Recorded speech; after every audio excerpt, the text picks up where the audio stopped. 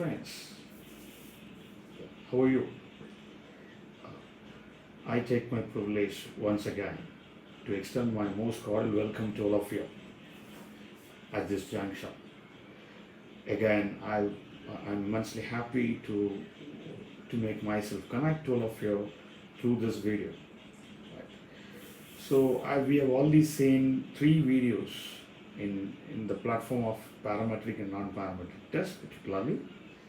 So on this topic, first video I have completely narrated on what is parametric and what is non-parametric tests. And second video I completely told about t-test. So what is t-test exactly, how should you apply this technique, and how the business problems will be solved through this t-test. I made you know that. And second one is ANOVA. Of course you all know that. See, this ANOVA is the most powerful parametric test. I will completely explain this. So the application of this test will become utterly easy for all of you. That's what I believe. So you can exactly do that whenever you do a research. Fine. Connecting to this points, today's topic I have taken is non-parametric test. See guys, this non-parametric test is very, very simple. And it's utterly easy. Once again, I will tell you how it is, because this non-parametric test, the first feature is the data can be in any frequency. So it is not necessary that data should have some regulations. See, the students across 120, you take data whichever students who scored more than 20. So there is a regularity in this data. When you take students' marks, whoever scored more than 20, so there is a regularity. So less than 20 are not taken into account.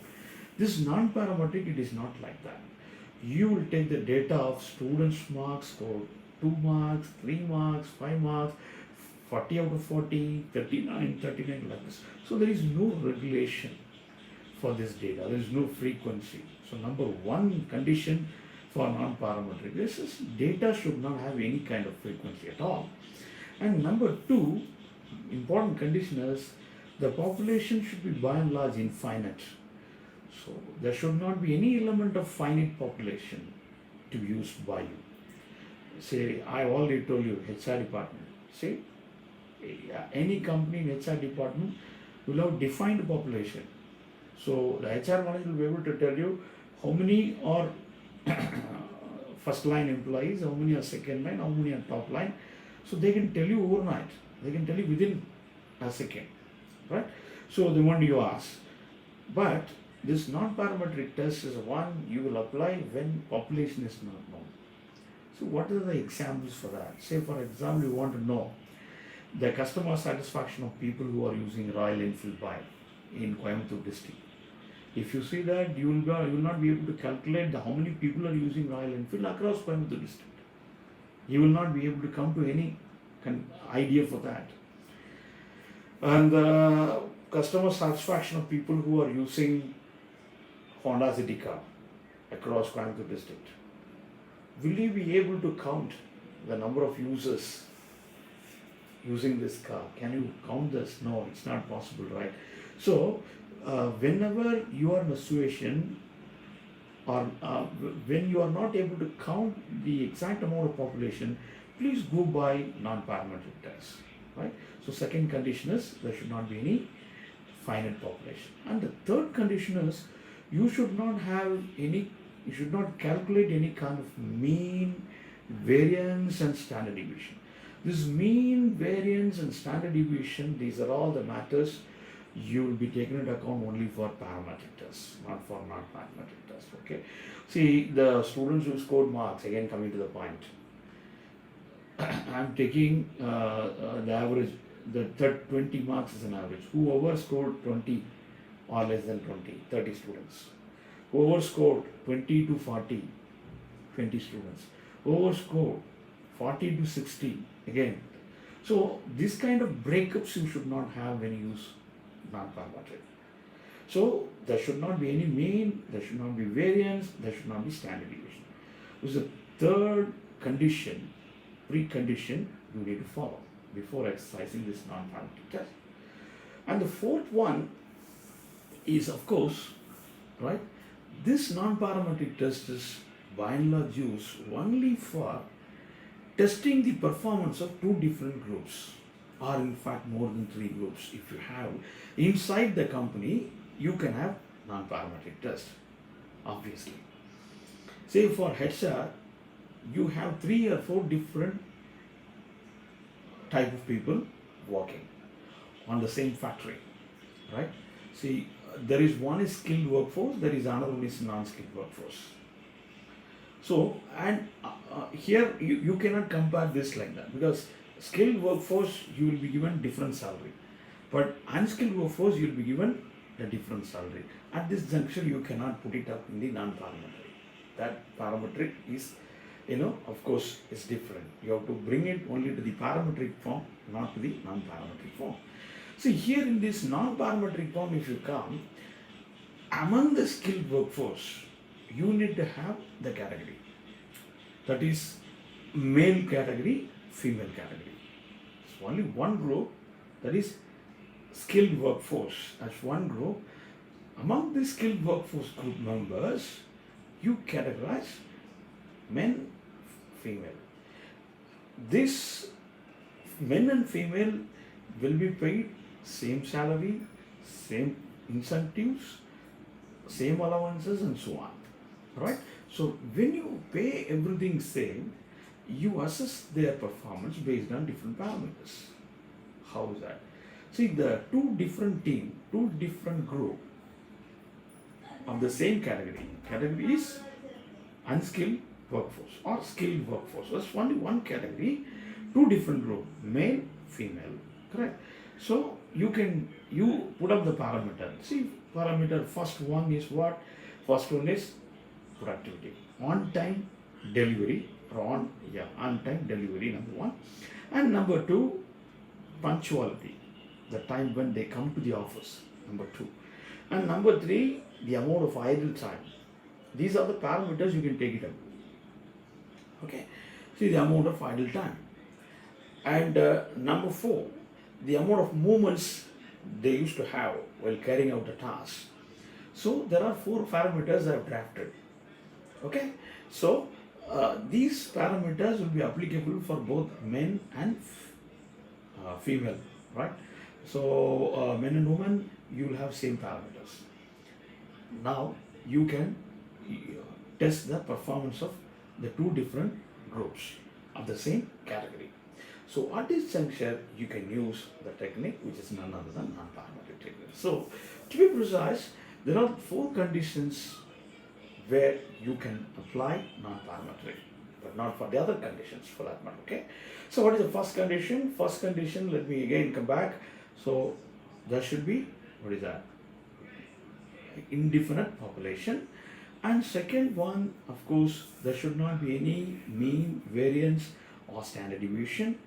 And the third one, it should be basically used only for measuring the performance of two different group members, right? So this is the condition you have to use, you have to see before applying non-parametric test. Now coming to the point, which are all the types of non-parametric tests are available? Students, I can tell you, there are 4 different types of non-parametric tests are available. You can use any one. So it is not that all the 4 should be used. So please don't frighten. I'm not creating you a nightmare that you should use all the 4. No, it's not like that. You can use any one of your choice. See, the number 1 technique is called I-square technique. So I-square, by and large, every business researcher is using. See, I-square is what? It's purely a non-parametric technique, and it is only to measure the actual and expected. When you want to measure, the situation comes to you to measure the actual and expected, you can use I-square test. So there are various business problems connecting to I-square test. So number 1, I can tell you, service quality. You want to test the service quality of Hero Honda and the service quality of Bajaj. Suppose you want to compare. Now the same respondents, you will take only 100 respondents at your convenience. Right? I've already told you population is infinite. The number of people using Hero Honda, number of people using Bajaj across Coimbatore district, you do not know, right? Nobody knows. So now come for non-parametric test. Then take the customers, 100 customers, before putting their vehicle into the service point, authorized service center, what is their expectation level, right? So every respondent, you have to take the expected level of 100 respondents. The 100 is your sample size, correct? So every respondent's expected level you have to take into account. And the perceived value, that is after taking the delivery of the vehicle from the service, how is their satisfaction level? That's actual. So strike high square, run high square by collecting the data of the expected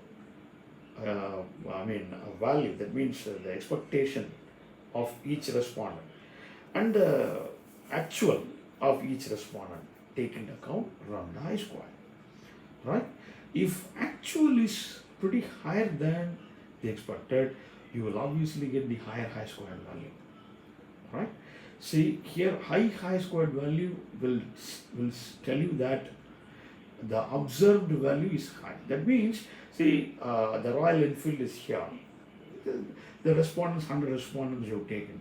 See, they never thought that this kind of service would come from the authorized service point, because authorized service point had given more than the expected level, right? Sometimes the company will deliver the product which is more than the expected level of the customer. The customer is delighted. He is not happy, he is delighted. So at times he will say that I am more than a happy person. So whenever I want to put my vehicle, this is the only place I have to put my vehicle. He will come to say like that. So at times when you say, so his observation level will be far higher than the expected level. So at times obviously you can take high square value you can find. So this high square test is one biggest technique used for the business problem. That is, one is, what is that? One is SERQUAL, that is service quality assessment you can use. And second thing, powerful, your choice, HR. Suppose the HR aspirants can have this. What is that? See, the bonus is one which is being given every year. That is on the eve of the Diwali day. Every company will give bonus, right? So the company who comes under Industrial Dispute Act will have to honor the Payment of Bonus Act 1960. Correct. So before announcing the bonus, how is the productivity level of the employee? Okay. How is the productivity level of the employee? That you can take it as the expected one. After announcing the bonus, how is the productivity level of the employee? That's actual. You can strike high square with that. And one more thing, I can connect with this current pandemic situation also. See, we believe that there is a vaccine coming up for COVID-19. We believe. Now, you can come out with the research here, right? The number of people infected after taking the vaccine, and the number of people infected without taking the vaccine. So there is a disease coming through pestilence, right? So the two kinds of people will get affected. Two group of people will get affected. One group is the people who took vaccine, so they are also infected, and the other group is the people who do not take vaccine, who didn't go for any kind of preventive measure, they get infected. So these two group you can take it. But what is the observed group? Observed group is one which took the preventive measure, the vaccine. The other group, expected group, is a group which was infected because he didn't take any vaccine. So the group without taking vaccine, the infected group with taking vaccine. So actual is with taking vaccine, expected is without taking vaccine. So if you strike, then you can run I square and and get the value. If the I-square value is high, obviously you can say that the actual is pretty higher than the expected. The people who got infected is lower because they took vaccine. If the actual value is lower than that, I-square value will be lower. So you can say that see I-square value is lower because the people who got infected less because they took all preventive measures. That was the reason why less number of people with vaccine were affected. You can come to an interpretation like that. So next point, next test is called, what is that test is called, I won't say is Kruskal-Wallis test. Okay. So Kruskal-Wallis is another test. It's also an interesting test coming on the topic, under the topic called non-parametric test. See, Kruskal-Wallis is also called as one-way ANOVA. Why it is one-way ANOVA? Because see, already you know it, one-way ANOVA will be used only for parametric test. I told you very clearly. Now you can ask me a question, sir, why you are using the same one-way ANOVA here also? This is a different topic altogether. See here, Kruskal-Wallis is also called as one-way ANOVA, but it will be used only when the population is not known. Okay, so where you will use the Kruskal-Wallis is actually a supportive measure. It's not the main technique. It's not the primal technique. It's only a supportive technique. What is that? Just to identify whether the sample being taken by you is representing the population or not. See, suppose you take the population, you take the sample, right? The 2 or 3 or 4 different types of sample you've taken from the population, but there is no connect between the population and the sample, then the whole research will get defeated. The research finding will become false. So it's a preemptive measure, I would say that. Before getting the accurate result, Kruskal-Wallis is purely a preemptive measure. It will tell you that whether the sample type you've taken, that you've chosen, is completely representing, utterly representing the population or what. So this is telling. This is called Kruskal-Wallis. And another technique called M-nemer test. M-nemer. Okay. Right. So I will give my PowerPoint slide. I think you will make yourself very clear with this point. Okay. So, but this video will tell you that what is this technique. So it's only the tip of the iceberg. I never guarantee you that this video will give you the exhaustive idea. It may not be like that. But the application of test, where you have to use this test and all, has been explained by this video in a comprehensible form. Okay, right. So the next one is called, the next one is Mann-Whitney, the last one, the Mann-Whitney test. So what is this Mann-Whitney? Mann-Whitney is also called as U-testing. Right. So I have to tell you about Mann-Whitney and M-nemer. Okay, before going for Mann-Whitney, I am telling you M-nemer. See, this M-nemer test is used, it's also like chi-square. So the 2 different events will be observed due to M-nemer. What are the 2 events? That is, the amount of loss before the finding coming out, the amount of loss after the finding coming out. When you want to test, you can use M-nemer test. That is the basis of finding, right? So you can apply here. See, the how much amount of profit loss happened to the company before the introduction of GST, and how much amount of profit loss happened to the company after the introduction of GST. See, what I'm focusing you here is the GST is a finding point. See, where company was in trouble, which finding stifled the company from coming up fast? It was GST. Now, GST was one implemented in the year July 1, 2017. After that, by and large, many MSME companies got affected.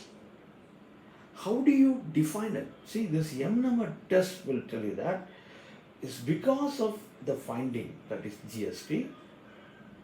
So many companies, MSME companies, got affected because they turned out to be a loss-making company. So that means the test will become negative after the finding coming out. So it's based on the finding. Okay, this is called M number. And the last one called Mann-Whitney, right? So the Mann-Whitney test is also called as U test. Okay, so this is also will tell you the difference between two population. Okay, so what is the two population? The Mann-Whitney is an interesting technique. Will give you the two different groups on the same parameter, right? So what is the two parameters? Okay, I will tell you what is this.